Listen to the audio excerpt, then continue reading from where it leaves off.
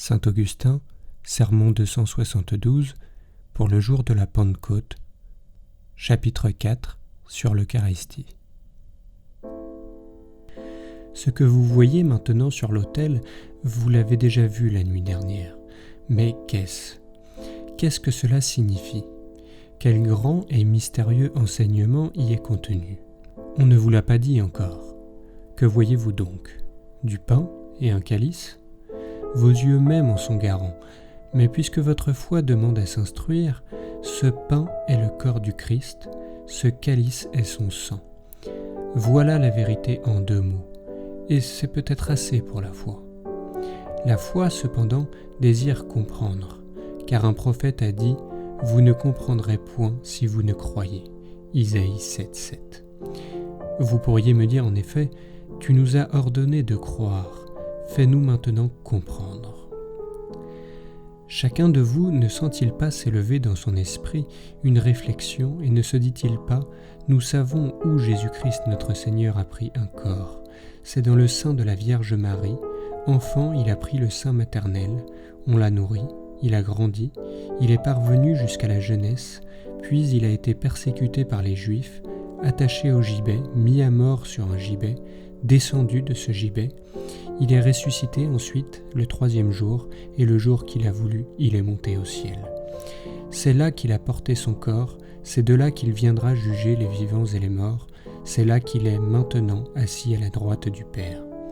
Comment donc ce pain est-il son corps ? Comment ce calice, ou plutôt ce que contient ce calice, est-il son sang ? Si l'on dit, mes frères, que ce sont ici des sacrements, c'est qu'ils expriment autre chose que ce que l'on voit en eux. Que voit l'œil ? Une apparence corporelle.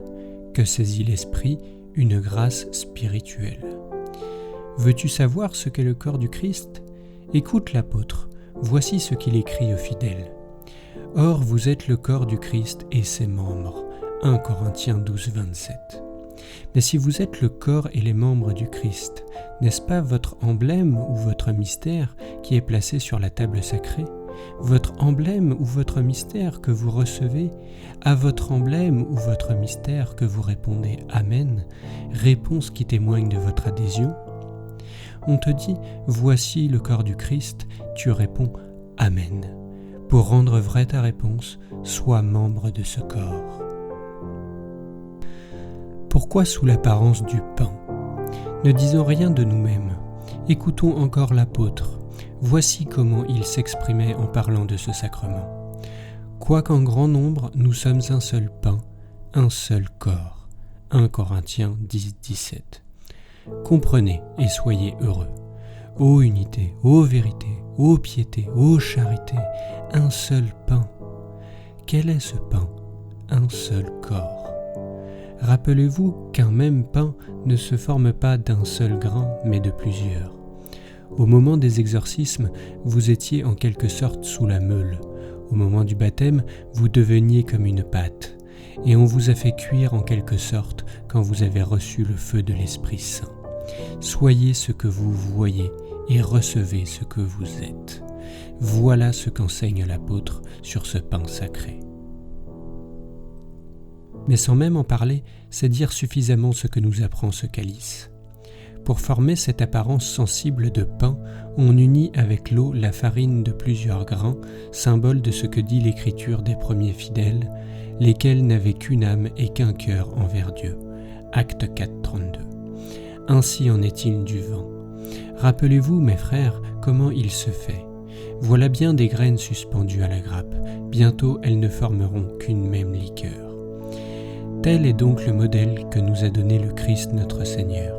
C'est ainsi qu'il a voulu nous unir à sa personne, et que sur sa table, il a consacré le mystère de la paix et de l'unité que nous devons former.